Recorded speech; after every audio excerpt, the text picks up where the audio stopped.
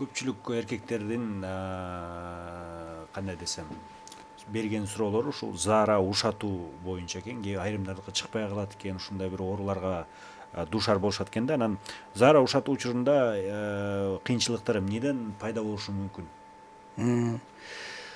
Эми заара ушатуу кыйынчылыктар особенно 50 жаштан жогору, 45тен нары баягы ооруларга байланыштуу болот. Анан заара ушатуу жаш кезде болгон болсо, ал дитрузорный функциясына байланыштуу болот.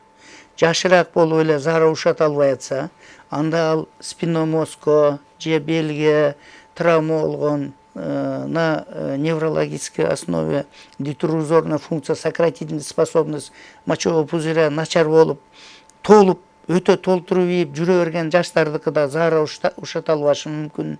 Аны катетер менен чыгарып же болбосо дополнительный дарыларын берип туруп анан лечение кылабыз да.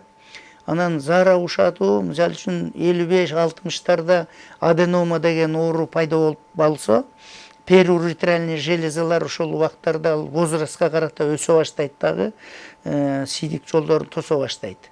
Ошол учурларда биз УЗИден көрүп, аденома барбы жокпу, на фоне простатита ошондой оорулар, простатит болуп, сийдик жолу ошонун ортосунан өтөт да, простатаны. Ошону кысып калганда дагы ошондой заара ушатууларда дискомфорттор болушу мүмкүн да.